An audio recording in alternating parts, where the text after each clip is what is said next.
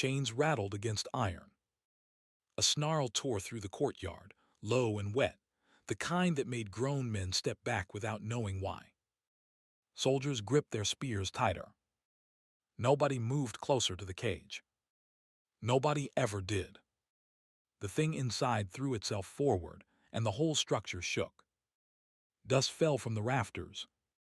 A horse 50 paces away screamed and bolted. Then the courtyard went silent. Only the sound of slow, heavy, animal breathing came from behind the iron. And that was when she walked in. A woman alone, no armor, no sword. Her name was Myra. She did not stop at the safe line. She did not stop at the warning chalk. She walked right up to the bars and looked into the eyes of the most feared creature in the kingdom. What she said next stopped 100 armed men cold. Stay with me on this one. The kingdom of Varen had not seen a beast like him in 300 years. His name was Chaol, the Alpha King of the Northern Pack. They called him that even now, even in chains. Because the title was not given by men. It was earned by blood and by power, and by the kind of presence that made the air feel heavier when he entered a room.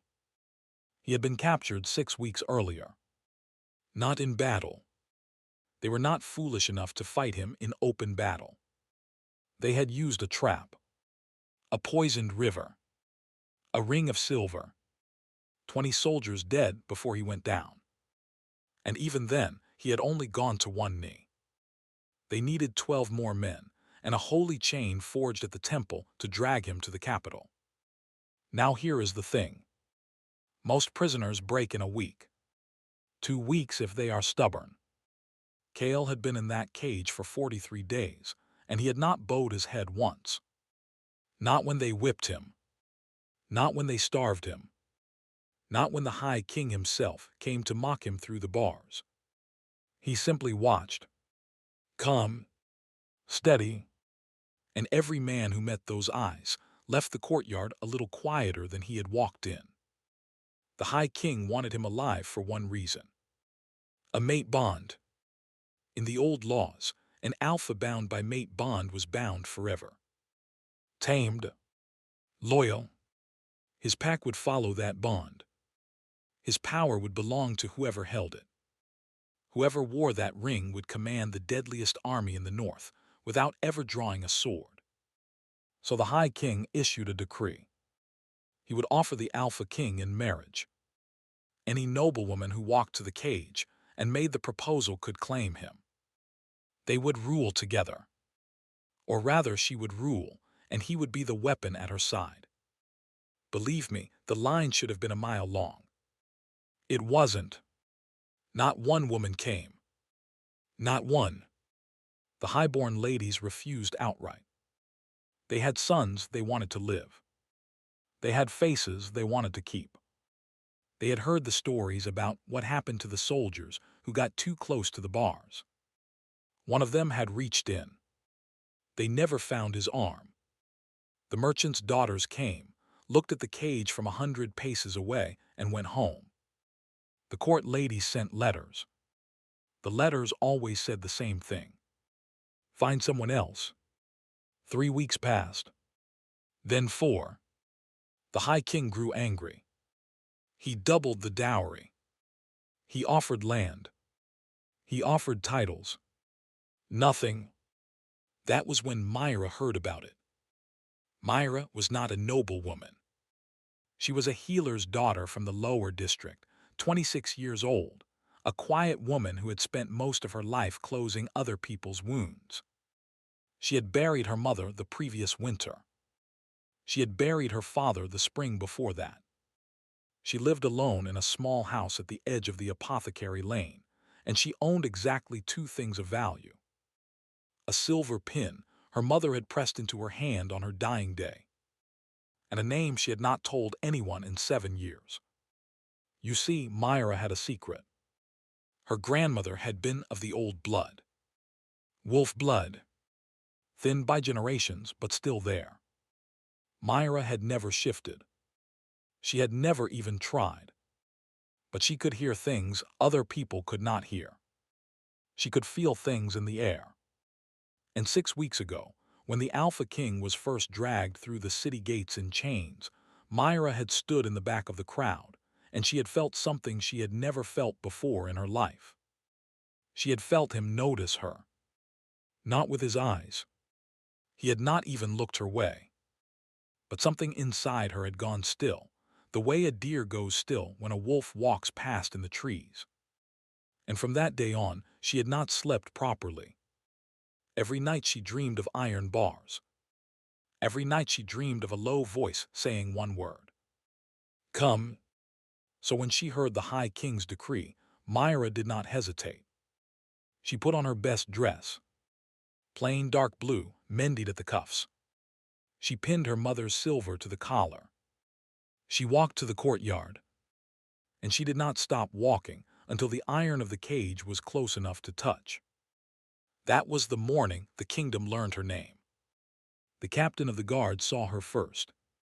His name was Reynold. He had served 3 high kings. He had seen battles, executions, riots. Nothing in his 30 years of service had prepared him for the sight of a small woman in a dark blue dress, walking past the safety chalk and toward the cage. He shouted at her. He told her to stop. Myra did not stop. He sent 2 of his men to grab her arms. They moved a few steps and froze. Because behind the bars, Cale had stood up. 43 days he had spent on the floor of that cage. 43 days. Now he was standing. Slow. Deliberate. 6.5 feet of chain muscle, eyes the color of cold iron, hair black and matted with old blood. He looked at the soldiers. He did not snarl. He did not roar. He simply looked. And the soldiers stopped. Myra kept walking. She crossed the warning chalk. She crossed the rope line. She walked the last 20 paces alone, and she did not slow down, and she did not look at the soldiers, and she did not look at the rafters, and she did not look at her own hands. She looked at him. She stopped 2 feet from the bars. Up close, he was bigger than she had expected. The cage smelled of iron and old wounds. She did not flinch. She lifted her chin a little. And then, in a clear voice that carried across the entire courtyard, Myra said the words she had been practicing for 3 nights. My name is Myra of the Apothecary Lane. I have come to ask you to marry me. Now I want you to understand something. The Alpha King had been alive for 212 years. He had killed kings. He had survived wars that wiped out entire bloodlines. He had been hunted by silver, by salt, by blood magic, and by his own brothers. He had heard every kind of threat, every kind of plea, every kind of bargain a human mouth could form. He had never, in all of those 200 years, been surprised. He was surprised now. His head tilted. Just slightly. The cold iron in his eyes flickered. And the courtyard, which had been silent for 43 days, became silent in a different way. A listening way. Captain Reynold drew his sword. He took 2 steps forward. He opened his mouth to give an order. And Cale, without taking his eyes off Myra, lifted one hand and pointed at him. Reynold stopped. His sword shook in his hand. He did not understand why. He just stopped. Cale's voice, when it came, was very low. Like rocks moving underwater. Say that again. Myra did. Word for word. She did not change a single syllable. He stared at her for a long moment. Then he asked calmly, the way a man asks the time of day, why? Myra had been ready for this question. Because everyone else is afraid, she said. And you do not deserve to die in a cage. Believe me, that was not what he expected her to say. The court had assumed any woman who came would come for the title, for the army, for the power of holding the leash. Myra had not mentioned any of those things. She had spoken about him. Cale's hand, the one pointing at the captain, slowly lowered. He took one step forward. The chain around his neck pulled tight. He did not seem to notice. He was looking at her face the way a man looks at a map he has been trying to read for a long time, and has finally found a marking he recognizes. "You have wolf blood," he said. It was not a question. "My grandmother," Myra said. "I never shifted. I never will. You do not need to." The soldiers behind her had not moved in over a minute. Reynold's sword had drifted down to his side. Even the High King's spies, watching from the upper windows, had stopped writing. Cale looked at the iron pin on her collar. "That is silver," he said. "My mother's. Silver burns my kind." "I know." He almost smiled. Almost. The corner of his mouth moved 1 degree, and on a face that had not moved in 43 days, it was an earthquake. "Then you came to me wearing the metal that burns me," he said. "And you asked me to marry you." "Yes." "Why?" She had answered this once already, but she answered again. Patient. Steady. "Because I want you to know that I came as I am. Not pretending. Not hiding. If you say yes, you say yes to all of it." For a long moment, the Alpha King of the Northern Pack did not speak. Then he said quietly, "Come back tomorrow." Myra nodded once. She turned. She walked back the way she had come. Past the rope line. Past the chalk. Past the soldiers, who had still not moved. Past Captain Reynold, whose sword finally clattered to the stones. She did not look back. When she was gone, Cale sat down on the floor of his cage. He did not look at the soldiers. He looked at the place where she had stood. After a few minutes, the courtyard remembered how to breathe. Reynold walked to the iron gate. He locked it. He walked back to his post. He did not say a word. In the upper windows, the High King's spies finished their reports and ran for the inner palace. Myra walked home through the apothecary lane. The afternoon was warm. A baker shouted his prices. A child ran past her chasing a small brown dog. Myra nodded to a neighbor she had known since childhood. She climbed the 3 wooden steps to her door. She unpinned the silver from her collar. She set it on the table. She lit 1 candle, the way she did every evening. She sat down by the fire. For the first time in 6 weeks, she slept without dreaming. The hammer hit her door at 4 in the morning.